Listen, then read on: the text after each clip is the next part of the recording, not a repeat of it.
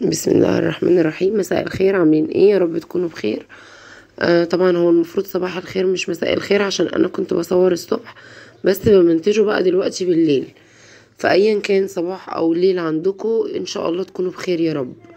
تمام. قبل اي حاجة انا بحب اشكر كل الناس اللي دخلت على الفيديو بتاع ماما بتاع الثانوية التانية، الله يرحمها ويحسن اليها. بشكر كل اللي دخلوا ودعوا لها بالرحمة. اللهم ارحمها واغفر لها وسامحها وادخلها في سيح جنته يا رب، هي وبابا وأمة المسلمين أجمعين. وربنا يرحم شهداء غزة يا رب، وشهداء ليبيا وشهداء المغرب وشهداء العالم كلهم يا رب أجمعين. تمام. فانا دلوقتي بقى هعمل معاكم ايه، عرض كده. قلت اعرض لكم الاسعار بتاعه الخضار. انا كنت هعمل محشي، فقلت اعرفكم الاسعار بما اني مش عارفه اصور اي حاجه في البيت ولا في حياتي، بسبب ان انا عندي بيبي صغير عمر واخد كل وقتي، ولا عارفه اصور اكله ولا وصفه ولا اي حاجه. فقلت اجيب الخضار كده ايه، اعرض معاكم ايه الاسعار دي، اقول لكم عليها. هنا كان كيلو ونص بتنجان كان عامل 12 جنيه، وكيلو ونص مش مكمل، كيلو 400 طماطم، كيلو 400 جرام عاملين 17 ونص، كانت ب12 ونص ساعتها. الفيديو ده بقاله حوالي 6-7 ايام، يعني داخل في اسبوع. تمام. والكرنبايه دي ب15 جنيه، دي كانت اول مره نجربه السنه دي. هو طبعا لسه جديد وانا ما بحبش غير في اوانه، بس انا جبته كده بدري شويه عشان ولادي ايه نفسهم فيه قوي، زيزو وسيف نفسهم فيه. فطبعا قلت بالمره هي الخلطه واحده، اجيب برضو ايه معاها كده شويه بتنجان وفلفل وكوسه بالمره، هي نفس الخلطه، بدل طبعا مش هعمل كرنب لوحده.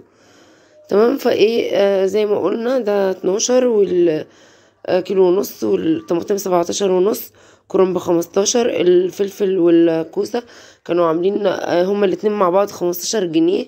كان اقل من نص كوسة واقل من نص فلفل، حوالي 350 جرام من ده ومن ده، يعني 350 فاقل من نص كيلو كانوا عاملين 15.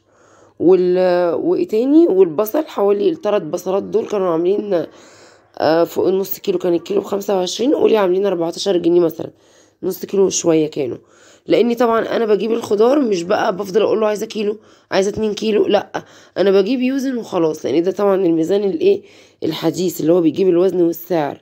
بص ده طبعا الورق الاخضر ده انا مش عايزاه، انا قلت للراجل هناك شال لي ورق اخضر كتير منها، بس جيت لقيت برضو سايب لي ورق اخضر تاني، فشلت اللي ملوش لازمه برضو، ايه مش هينفع معايا في حاجه، بيبقى ناشف قوي ما بينفعش ولا في لف ولا في اي حاجه.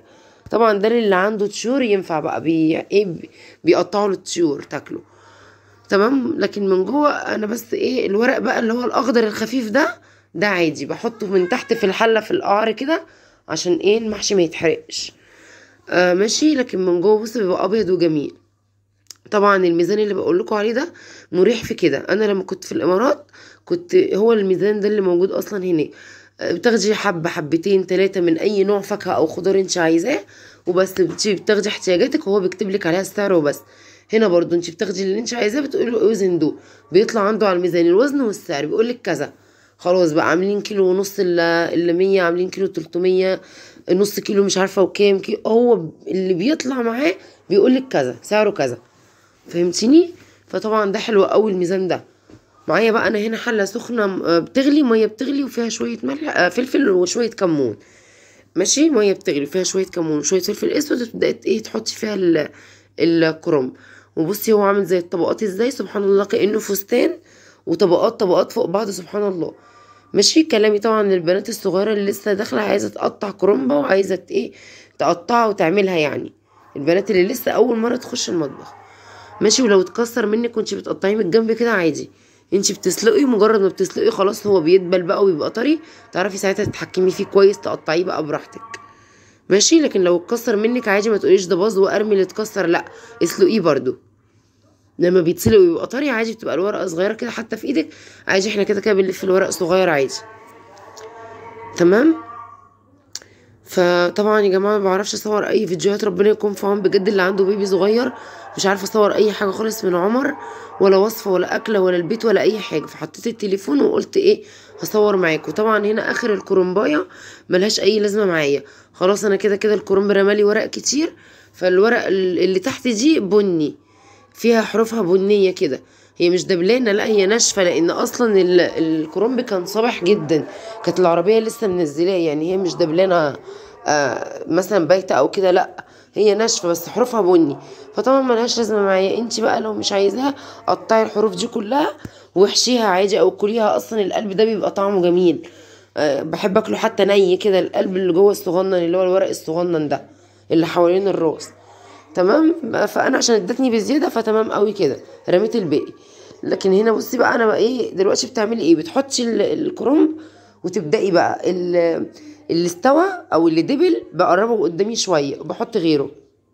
يعني مش بستنى اطلع كله واحط غيره كله، لا، بقرب اللي دبل ده كده قدامي، لان هو بيبقى منفوش. اول ما بتحطيه خلاص، مجرد ما بيدبل بتلاقيه خلاص دبل، وتلاقيه الحله خلاص فضيت كده ووسعت من الجناب كلها، وهو بقى شويه صغيرين قدامك، فبقربه كده قدامي واحط غيره وهكذا.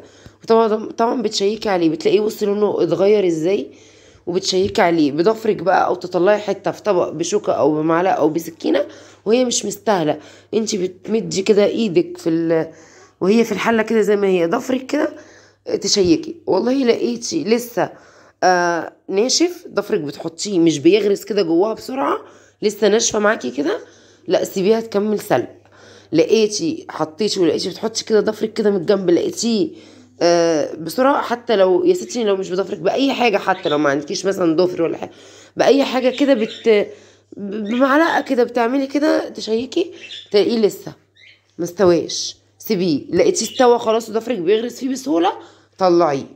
تمام اهو. او بتشيكي بحاجه كده سكينه شوكه، زي ما بنشيك عليه لما بيستوي كده وهو صوابع مثلا، بشوكه او حاجه كده من الجنب. اهو بصي اهو، انا عملت كده حته بسيطه كده بقى، بص إيه لسه سبتها.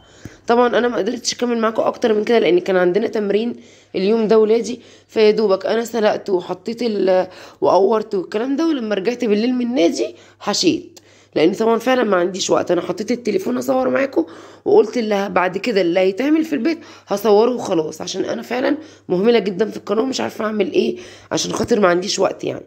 فطبعا كان عندنا تمرين في النادي، وبعد ما خلصنا رجعنا كملنا اكلنا بالليل. يا رب الفيديو يكون عجبكم، لو عجبكم اضغطوا لايك واشتركوا في القناه، واستنونا في فيديو جديد ان شاء الله.